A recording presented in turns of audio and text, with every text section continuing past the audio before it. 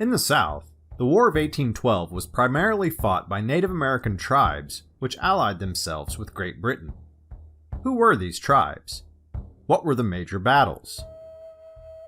Throughout the late 1700s and early 1800s, the Creek Confederacy, also known as the Muskogee, experienced significant inner turmoil. The Creek Nation was located throughout the present-day states of Mississippi, Alabama, and Georgia. As more American settlers had moved into their homelands, many Creeks attempted to adopt European customs, manners of dress, and speech. However, a faction of Creek opposed this assimilation process. They believed Creeks should hold on to their traditional ways. In 1811, Tecumseh had visited the Creek Nation to recruit supporters for his movement to expel white settlers from Native American territories. His message resonated with the traditional faction and amplified tensions between the two groups of Creek. As the traditional faction grew in number, they became known as the Red Sticks due to their war clubs, which they painted red. The animosity eventually resulted in the Creek War. At first, the Creek War was an internal civil war, but the Red Sticks had allied themselves with Tecumseh, which meant the Creek War quickly became an extension of the larger War of 1812. The first major act of violence occurred on July 22, 1813, when the Red Sticks attacked the Creek town of Tuckabashie. A few days later, on July 27th, the Red Sticks clashed with American forces for the first time at the Battle of Burnt Corn.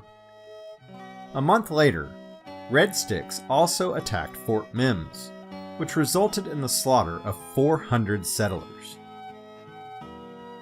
In response to these attacks, Tennessee authorized the creation of a 5,000-man militia, which would be led by General Andrew Jackson. Jackson combined his force with a Georgia militia, and the two groups marched out to combat the Red Sticks. Several small battles occurred in the early months of 1814, with the most significant engagement coming in March of 1814 at Horseshoe Bend. On March 27, 1814, at Horseshoe Bend, in present-day Alabama, General Jackson and an army of more than 3,000 men, which included 600 Native American allies, clashed with a Red Stick force of over 1,000 warriors. The battle resulted in a decisive victory for the Americans. Over 800 Red Stick warriors perished, and many survivors escaped to Florida and joined the Seminole. The Battle of Horseshoe Bend effectively ended the Creek War, as well as the Creek involvement in the War of 1812. Following the battle, General Jackson forced the Creek Nation to sign the Treaty of Fort Jackson. This treaty required the Creek to cede 23 million acres of land to the United States government.